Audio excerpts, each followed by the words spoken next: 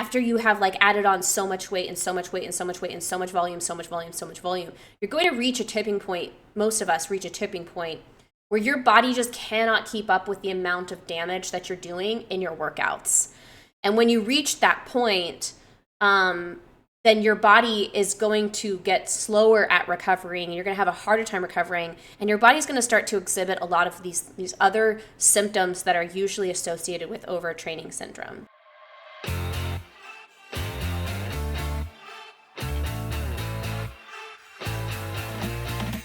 Hey there, welcome to the Coaching Corner podcast. I'm Jade Harrison, aka JD Gaines. I'm a health coach and personal trainer, and I've created this podcast to help you to build a body that you love and live a healthier lifestyle. In this episode, we're going to talk about how to notice when your body's giving you signs that it's time to deload, or when you are getting into some overtraining syndrome territory. We're also going to talk about how to deload and things that you can do to prevent your body from needing to deload in the first place. Now, if you do any kind of intense exercise like lifting heavy weights or doing some kind of a sport, it's likely that at some point you're going to need to deload.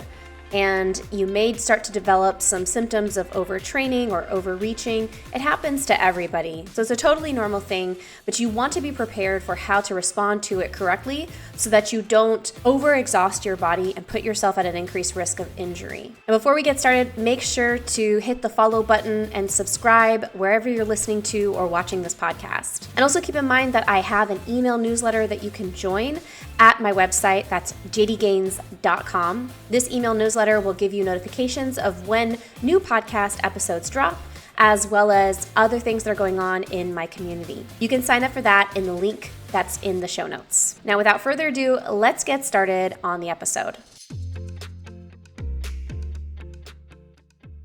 Okay, we do need to talk about deloading. Not everybody has to deload. It's not something that everybody has to do, but it is a thing to be aware of. If you spend time with people who train hard, who lift heavy weights, you'll probably hear the term deload, where they'll be like, you ask them like, what are they training today? And they might be like, well, I'm on a deload week, or I'm deloading right now. And a deload is a planned period of time where you are lifting or you're doing your training program at a reduced intensity or reduced volume. And the point of the deload is to give your body some time to catch up on healing, essentially. So a deload might occur anywhere between every 4 and 6 weeks to just whenever you feel like it. But it's a planned period of time that you are reducing your volume, reducing your intensity.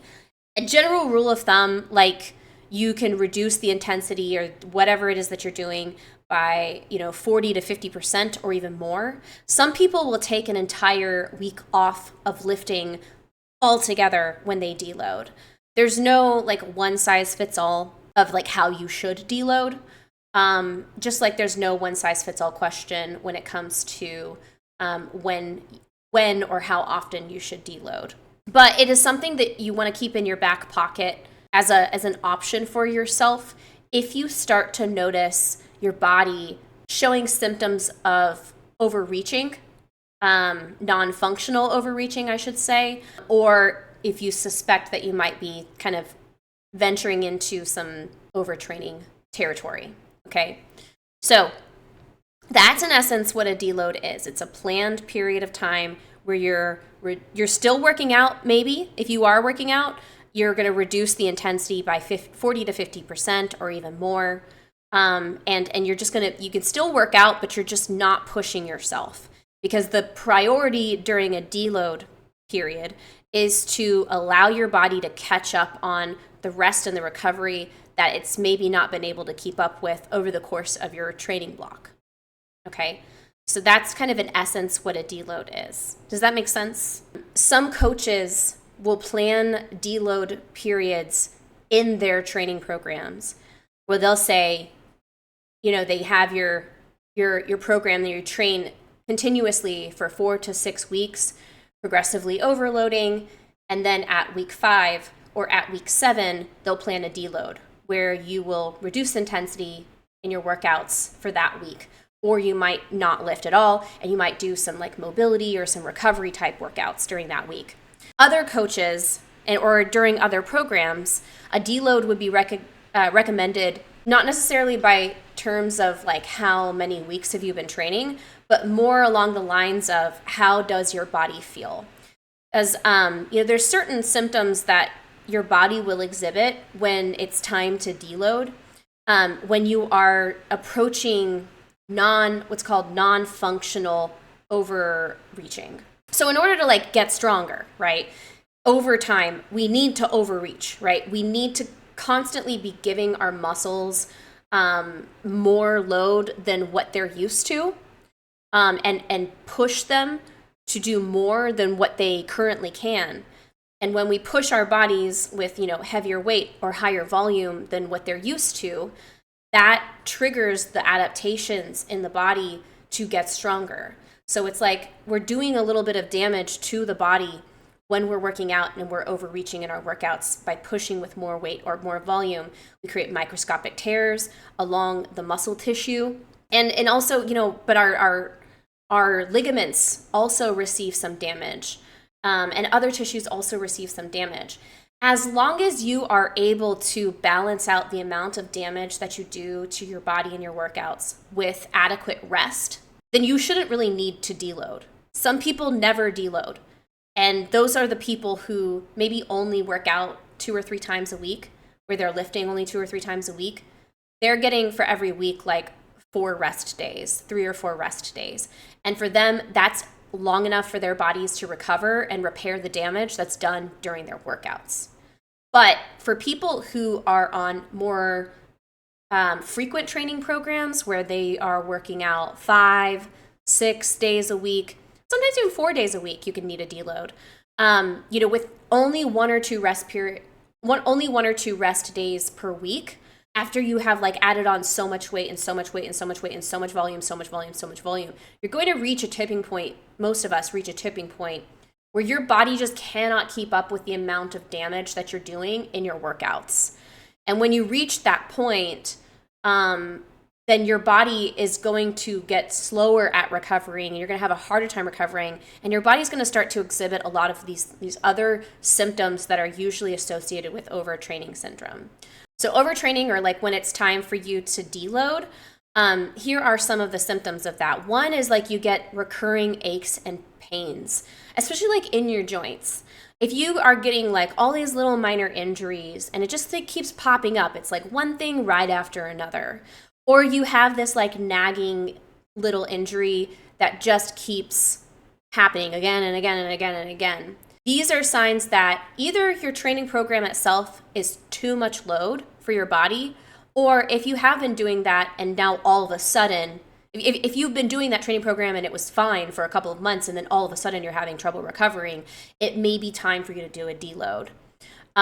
If you notice a decreased performance in the gym, all other factors, are accounted for, nothing else has changed, but you're all of a sudden just having a really hard time moving the bar or adding weight to the bar and increasing your performance in that sense, then that may be a sign that your body is having a really hard time keeping up with the load of your workouts.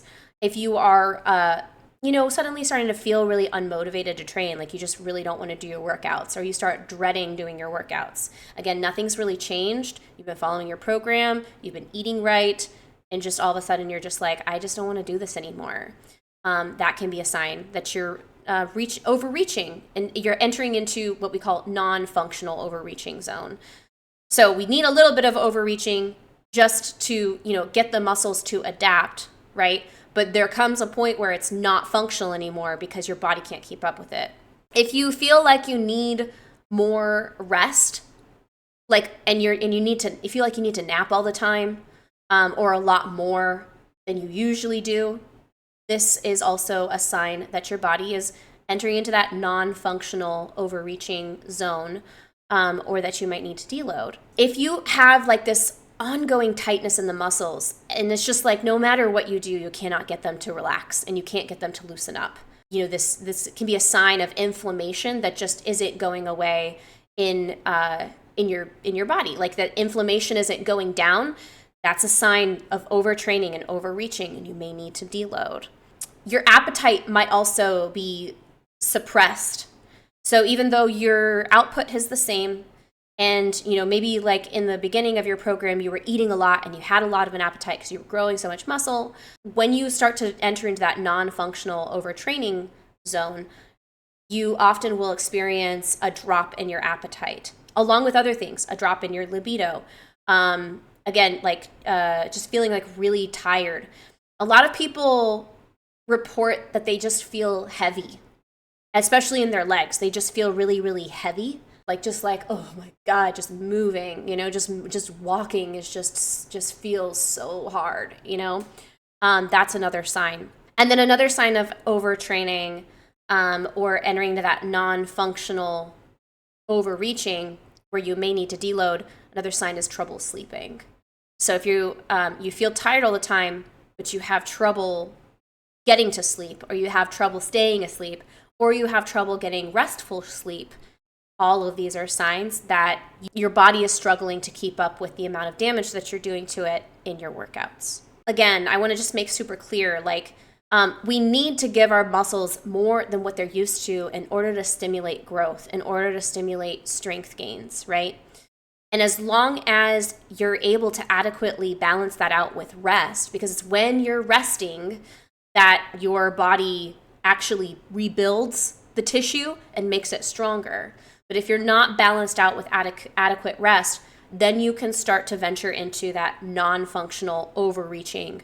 And that non-functional overreaching is when you're pushing yourself and you're kicking your ass in the workouts, or you're getting your ass kicked in the workouts, and it's not actually doing your body any good because you're not actually doing the repairs. Because that's what makes you stronger. It's the repairs that make you stronger. It doesn't matter how hard you push yourself in the gym if you cannot adequately balance that out with proper rest. So again, for athletes who are only working out 2 or 3 days a week with resistance training, and then they're, getting 3 or 4 days of rest every week, they rarely need to deload because that's plenty of rest for them. So they're balancing out the effort that they're putting in the gym with adequate rest. But for the people who are working out 4, 5, 6 days a week, that's where after, weeks or months of training, you can start to exhibit these symptoms of overreaching, non-functional overreaching, or even further into overtraining syndrome, which can have many long-term negative effects on your gains and on your health. One thing that I didn't mention before is, mood instability is a big part of overtraining. Irritability, agitation, just not having a lot of patience, just feeling really irritable. If you're a person who menstruates, sometimes overtraining can feel like, that irritability right before you're going to start your period or when you're on your period, that just like heightened, just like everything is just too much. That's something that you can also experience when you are in that non-functional overreaching, or if you are actually fully in overtraining syndrome. Another thing that also tends to accompany overtraining is what's called bradycardia. I think I'm pronouncing that correctly. I've never actually heard the word spoken out loud. I've only ever read it. Bradycardia? Hold on, let me see. That's different from what I thought. Bradycardia. So bradycardia is when your resting heart rate is super low. So a normal resting heart rate is between 60 and 100 beats per minute. And if your resting heart rate is normally somewhere between 60 and 100 beats per minute, but then you're getting all these other symptoms of overtraining syndrome, and then your resting heart rate is also really, really low, this is another sign that you could be overtraining. Another sign is tachycardia, which is when your heart rate is higher than 100 beats per minute. So just like if your heart rate is doing something different from what it normally does, then that can be a sign that you're in overtraining syndrome. The thing about overtraining syndrome is it's not really something that someone can like diagnose in the moment. It's usually something that's diagnosed after you have actually rested, after a period of time, either a week, 2 weeks to a month of resting, and then your symptoms go away. that looking back, you can get diagnosed with, oh yeah, you had overtraining syndrome. Lack of mental concentration as well. There's cognitive effects to overtraining syndrome. And this, we'll talk a little bit more about like the mechanics of what might be going on in overtraining syndrome and why it affects us in these ways. But there's cognitive effects related to feeling irritable, suffering depression, agitation, but also lack of mental concentration. So taken all together, if you are feeling like shit in your workouts and you know you're eating the way that you should be, or at least you're trying to follow your macros, you're eating the amount of calories that you should be eating, and nothing has changed. First of all, you do want to make sure that you check with your doctor to rule out any kind of illness, particularly any kind of thyroid illness, because thyroid illnesses can cause these symptoms as well. So you want to, of course, get your blood drawn and get it tested. That's always kind of like best practices, is check with a doctor and get some blood tests. But if everything comes back normal, and there's like no other underlying issue, and you also know, hey, you know what, I actually have been training pretty hard for the last at least 4 weeks, you know, and nothing else has changed, and I'm getting all of these symptoms, why don't I take a week to deload? And you try that, just give yourself a week. Sometimes you're gonna need longer though. Like some athletes, especially depending on like how deep into overtraining syndrome you are, some athletes need to take like as much as a month off, right? Diamundo, also or Dia, right? We know him as Diabolic Diamundo Fitness. That was his name back when we first started on Twitch. But Dia, I believe it was last year, took an entire month off of lifting because he was just feeling really fucked up. You know, he was getting a lot of like recurring aches and pains. And I believe it was his back got really fucked up or something. And so he just took an entire, and he was burned out. Yeah. The burnout is another word for deload, which we can get into. Other terms for it, or overtraining, sorry. Burnout is another word for overtraining, or that's commonly used. But yeah, so he ended up just taking an entire month off from lifting and just did like yoga, just hung out. And he said it was just the best thing that he could do for his gains. And then when he came back to lifting, everything felt so much better. And he started also making gains again.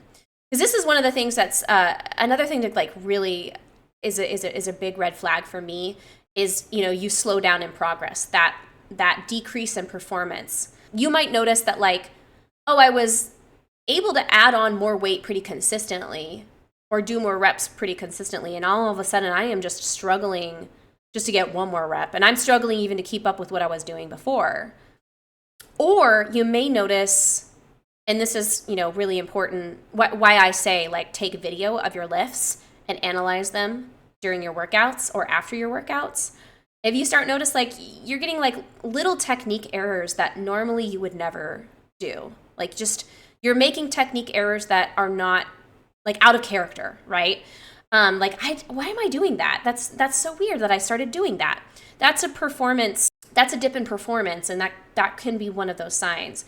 So when you take all of these things together, if you suspect that you are either in that non-functional overreaching zone or in the more extreme you have overtraining syndrome, which is more of like a medical diagnosis, it's a good idea to plan a deload period for yourself. You'll hear overtraining called many, many things. It's not something that has been studied like, I mean, there's studies, but it's not something that's been like as extensively studied as maybe it should be. And it is such a hard thing to study because many of the symptoms are so subjective, right?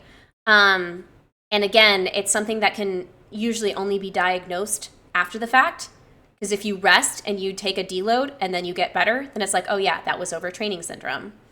But you might also like hear this referred to as burnout.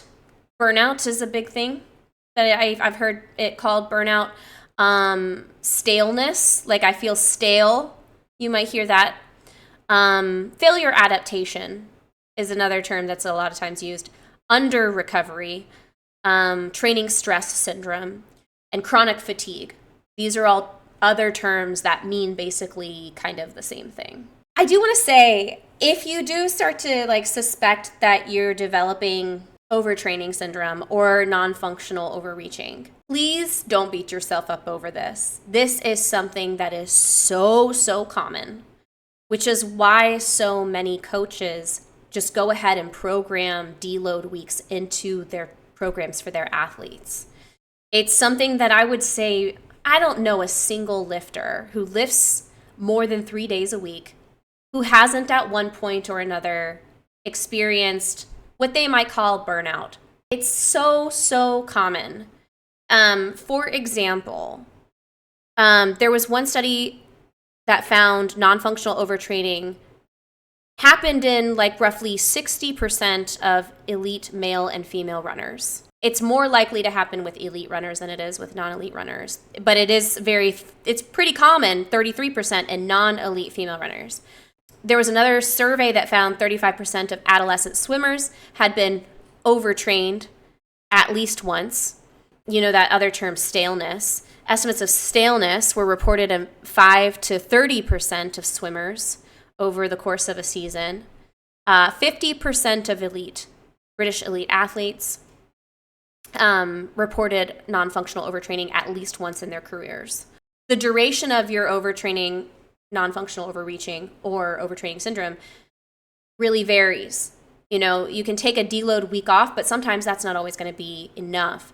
For these British athletes, their episodes, they averaged 2 episodes over the course of their careers, lasting about 4 weeks. So if you feel like, damn, like I feel like what's going on? Like I feel like shit.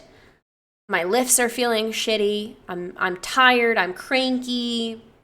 It's so easy to internalize that and interpret it as I'm doing something wrong. You're not doing anything wrong. It's just part of the life cycle. Remember, just like everything else, your fitness has different seasons. You know, it's not reasonable to expect your body to be able to give the exact same output 24/7, 7 days a week, 52 weeks a year, okay? There's going to be seasons where you're going to need to step back in your intensity because you remember, your workouts are only going to benefit you as much as you can recover from them, okay? But I mean, sometimes you don't know that you're overreaching until you've overreached. That's the other thing to keep in mind. It's hard to prevent. It is very hard to prevent. You know, you can sort of kind of preemptively handle it if you do say for yourself, oh, I'm going to deload every 4 to 6 weeks. I'm going to take a deload week, depending on the intensity and the volume of your program. But that's not going to be 100% surefire way to prevent overtraining or overreaching, non-functional overreaching. What a lot of coaches that I have worked with have said is they go by your body will tell you when it's time to deload. So train according to your program, continue to progressively overload according to your program. If you're not following a written program, just continue to progressively overload within reason, you know, adding between 10 and 20% to your workload at a time. Safest thing to do is to go by a rule of 2. If you can do the same exercise with the same weight and the same number of reps 2 times in a row, then it's time to progress. If you progress that way, that's a nice way to kind of be a little bit more gradual, which can help to prevent you going into non-functional overreaching. It's just enough overreaching to give your body a stimulus. These are just rules of thumb that you can follow. Again, it's not going to 100% prevent you from needing a deload week.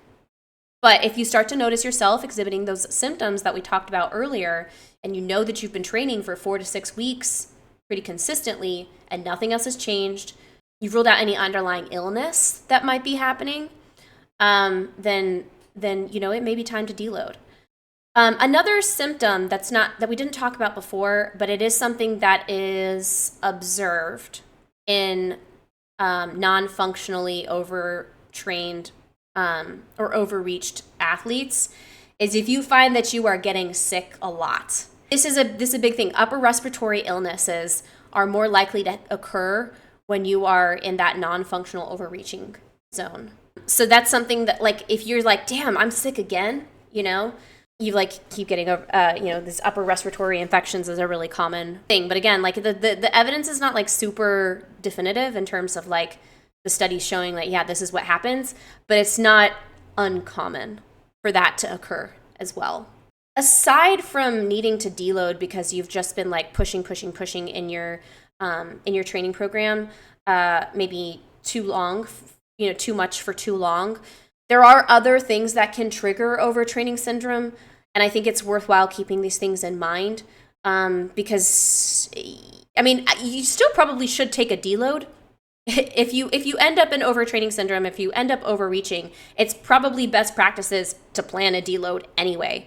But sometimes other things can trigger it beyond just, well, your program is too much and you've been doing it for too long. If you increase your training load too fast without adequate recovery, that can cause you to enter into overtraining syndrome. So, say your coach gives you a program and you're like supposed to be like just gradually increasing the percentage of the weight over time, or the gradually, increasing the number of reps that you're doing over time.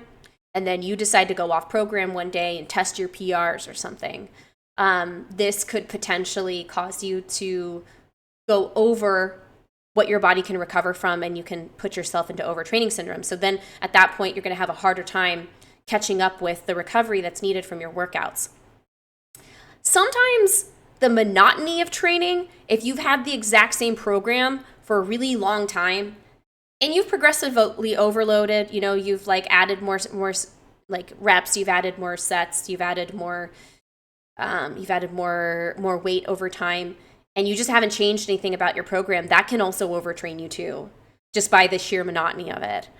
If you are a competitor, if you're an athlete and you compete in some way, if you have too many competitions, that can cause you to go into overtraining syndrome.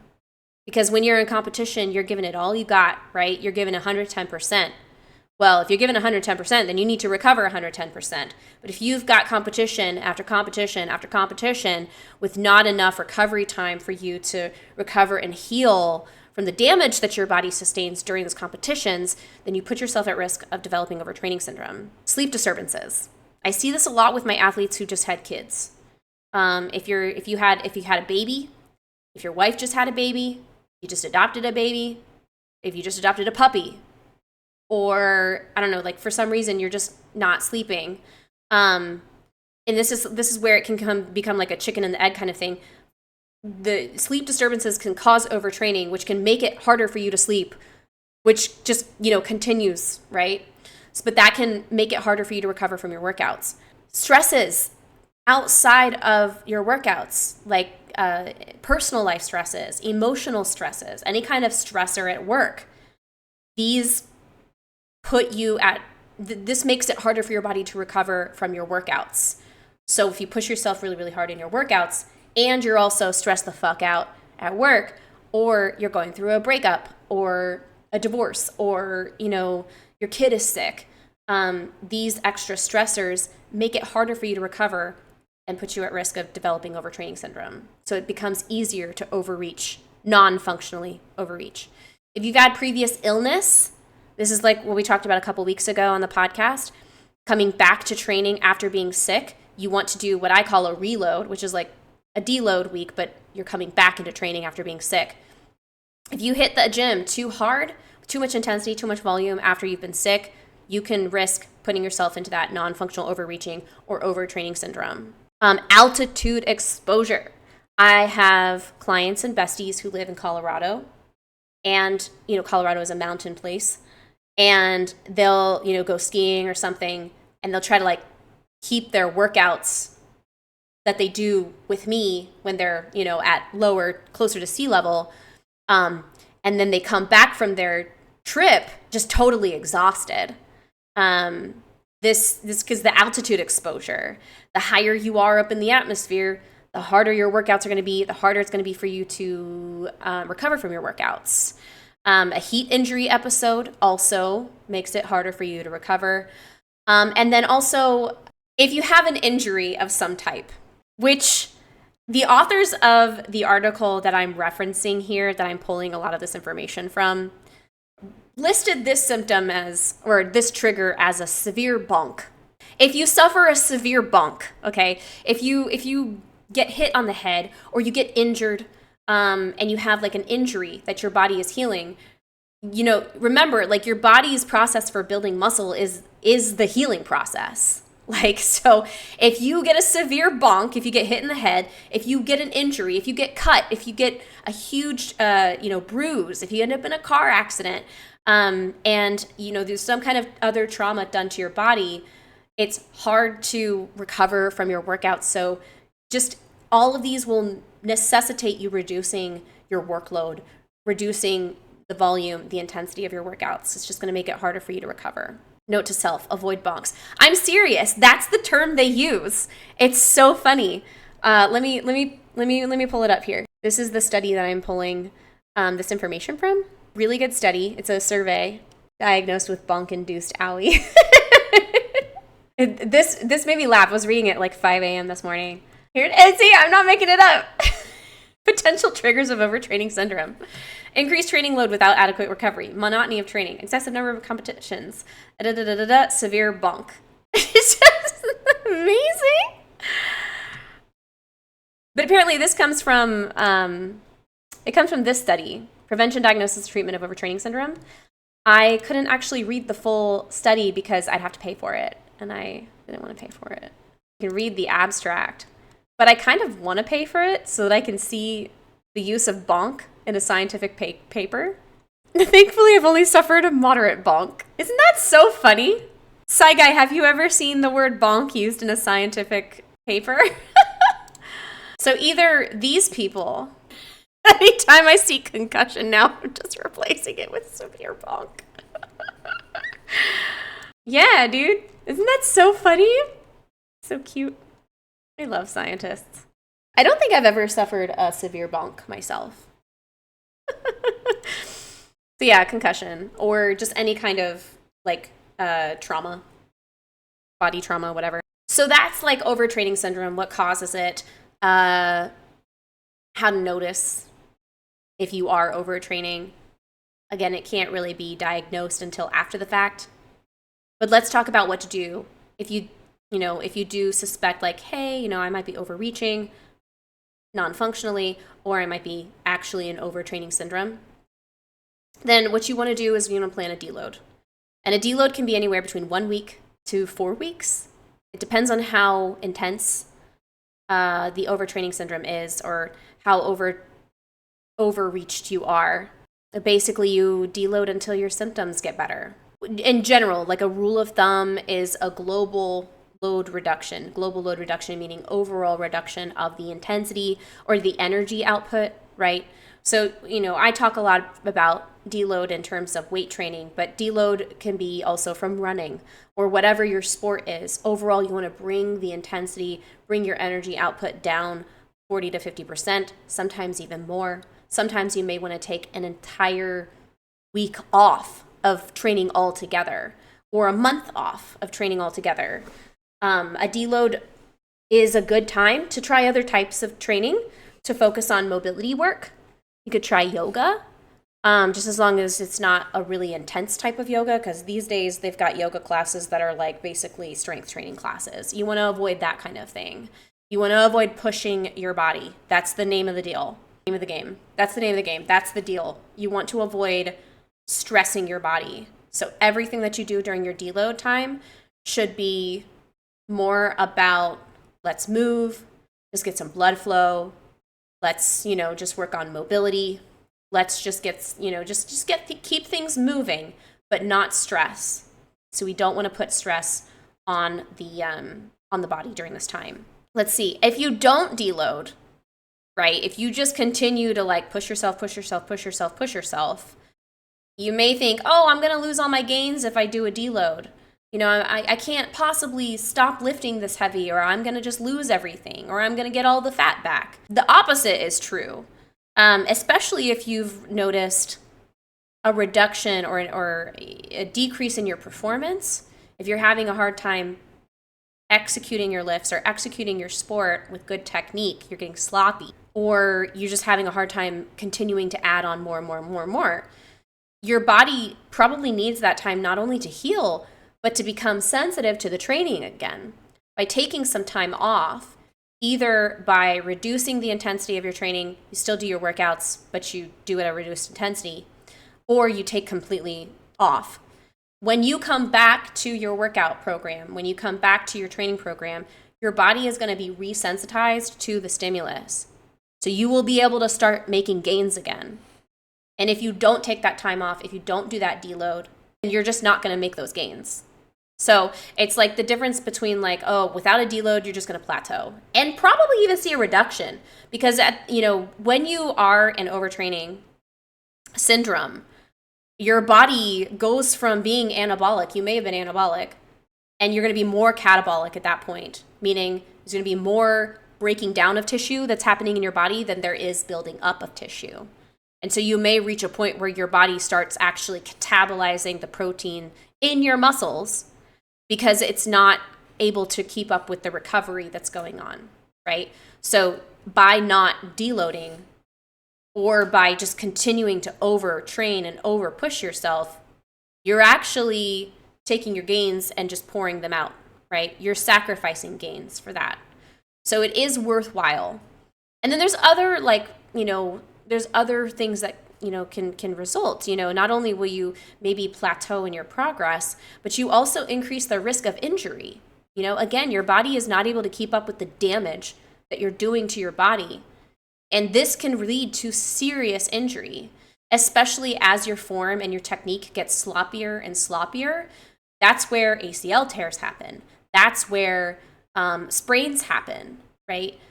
So, as you have a harder time keeping up with the recovery and your performance is going down, you're just increasing your risk of injury little bit by little bit, which ultimately, if you get injured, then you can't train at all. Like, you might suffer an injury so bad that you have to completely get out of training, right? For however long it takes you, especially if you end up having to have surgery, right? That's going to take you out of training for a really long time. So that's going to cause you to lose more gains than anything. So either you give your body the rest that it needs, or it is going to force that rest on you, okay? So for my boys and girls and dems who like to chase the pump, ego lift, or try to prove how much of a badass they are in their workouts, just watch out. That's not training smart. You can only do that for so long. So you want to make sure you're managing your energy and be ready to deload when your body starts to give these signs that it's like, okay, we're overreaching. There's nothing wrong with taking a deload. It's very, very normal. It's what most experienced lifters end up having to do. It's what most elite athletes end up having to do. And by planning deloads, you can help to prevent your body from getting into overtraining syndrome. And also by, just being more intentional and smart about your training, and how you schedule your energy output.